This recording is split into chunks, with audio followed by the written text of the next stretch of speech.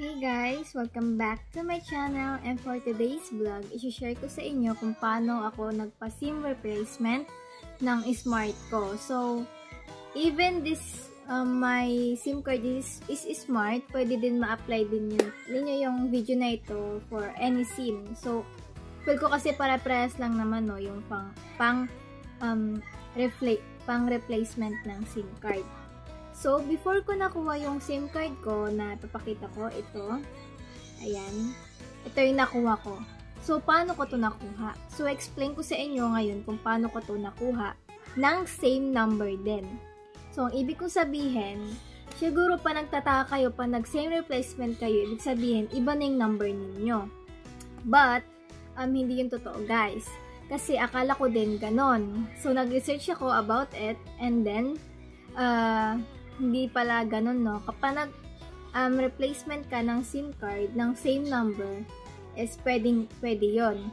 Pero, siyempre, pag bibili ka ng bagong number, siyempre, bago din number ang ibibigay sa'yo. Ganun yan. So, if you want na same number, yung ibibigay sa'yo, is panoorin mo to. So, let's start.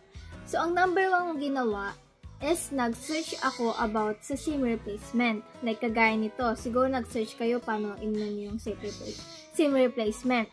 So, yun ang number 1 na inon ako. And number 2, dahil smart nga ang aking SIM card, nag-search ako about sa SIM card ko ng smart. So, siguro, ganun din kayo. Yung globe nyo siguro, yung yung nawala yung signal, biglang nag-emergency call na kahit may signal, yung ganun. Kasi ang naranasan ko, guys, is biglang nawawala yung data ko. For the past few weeks, naranasan ko yung nag-emergency call, yung nawawala agad yung data kahit nakabukas yung data. And then, bigla lang siya nag-deactivate na nawala na lang bigla sa phone ko. Yung sa taas, di ba, pag nag-notification, nakikita natin yung anong SIM card, SIM 1 ba yan or SIM 2. So, sa akin, nawala yung SIM card ko na smart sa taas ng phone ko, yung notification ba, ganon. So, dahil nga nawala yun, and yun pa naman ang ginagamit ko for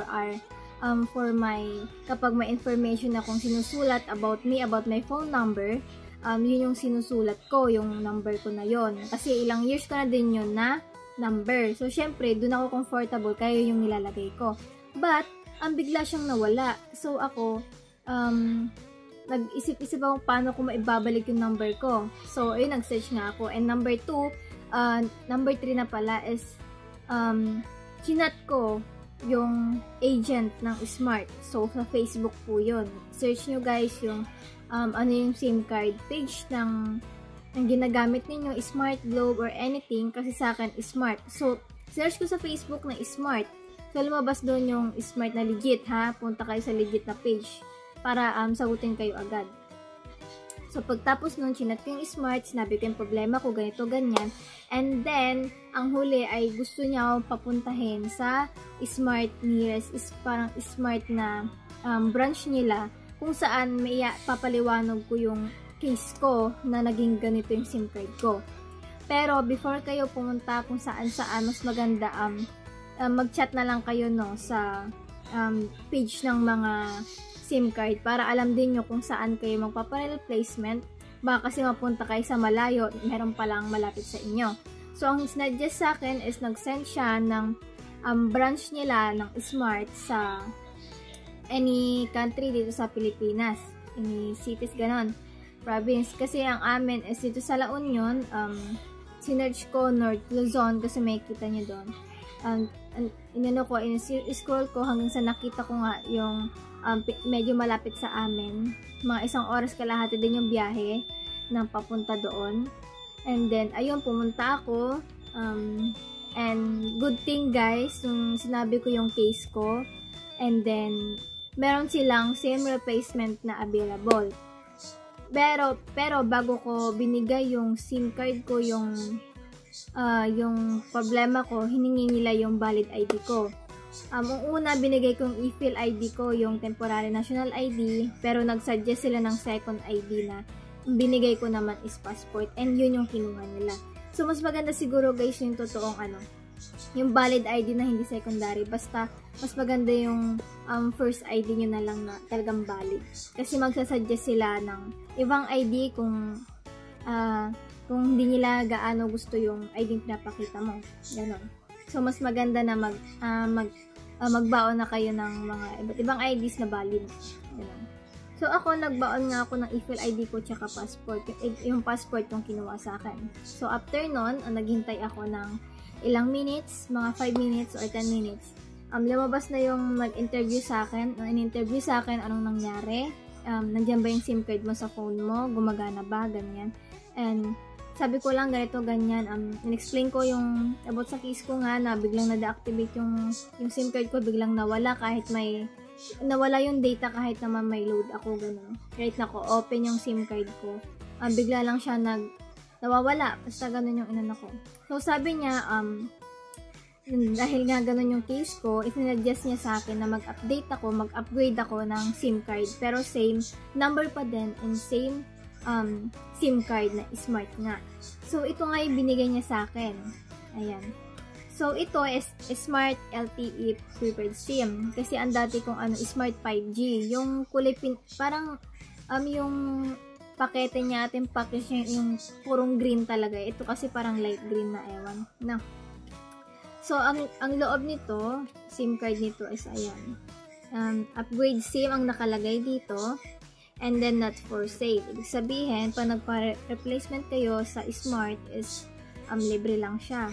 Basta, ibigay nyo lang yung requirements na hinihingi nila, ha. Ayan. Ayan yung itsura niya. And then, sa loob is yung syempre mga instruction.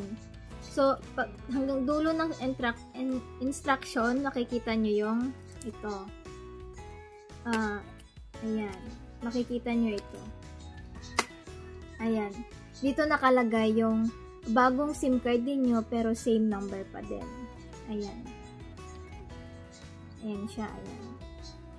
Ayan. So, pagtanggap ko to, sabi niya, maghintay daw ako ng 24 hours to 48 hours para ma-active itong SIM card na to. Ang nakalagay nung nag-ano ako is unknown number, tsaka tas unknown number, tas sa taas ng emergency call. Pero may signal siya. May signal na siya. Hindi kagaya nung luma kong SIM card is as in wala talaga kahit may load ako. Anyways, kung nagtatanong kayo kung marirecover pa ba ako yung SIM card yun na may load na biglang nag-deactivate or nag-lost something, ayan. Mareredeem nyo siya guys as long na pumunta kayo sa branch ng sinasabi ng SIM card ninyo. Ayun. Basta mag-search kayo kung saan na malapit na SIM card replacement or SIM card na branch ng ginagamit yung SIM card. Ayun nga. So, pag ko to, ay pinasok ko na siya sa phone ko, and then yung luma kong SIM card, tinabi ko. Siyempre, memorize mo na din yun, di ba? Na, yun yung una mong SIM card. So, tinabi ko yun. Baka kasi tanungin ulit, no? Kung ano nangyari mamaya, di ba? Mangyaring masama din sa SIM card na bago. But anyways, ito nga yung binigay sa akin, and then nilagay ko na nga siya sa phone ko. Pag-insert ko, wala pa nga, hindi pa nga active. Pero after 24 hours to 48 hours, kasi ang inabot sa akin is Tuesday ako nagpagawa. And then, nag-ano siya ng Sunday, na active lang siya ng Sunday.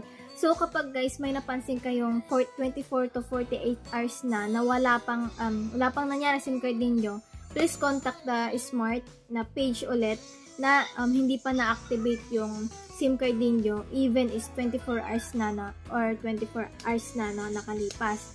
So, ang gagawin ni Smart is i-contact niya yung branch kung saan kayo nagpa-SIM replacement. Tapos, yung branch na pinag-replacement ninyo, tatawag sa inyo and sasabihin kung ano nangyari sa SIM card ninyo. And then, i-assist niya kayo na paki-on or turn off po ninyo yung phone ninyo, and then maghintay lang kayo ng siguro mga 24 hours ma-activate na yung SIM card ninyo. So, yun yung sinabi sa akin.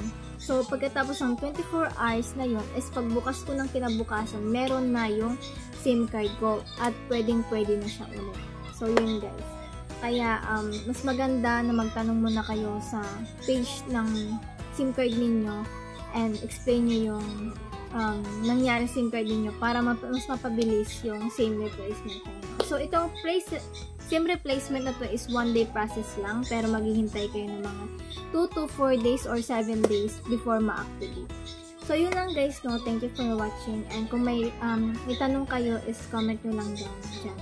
And don't forget to subscribe to my channel para kapag may tanong kayo or pwede ko masagot or pwede ko ma-vlog. Yun lang guys. Thank you for watching. Bye!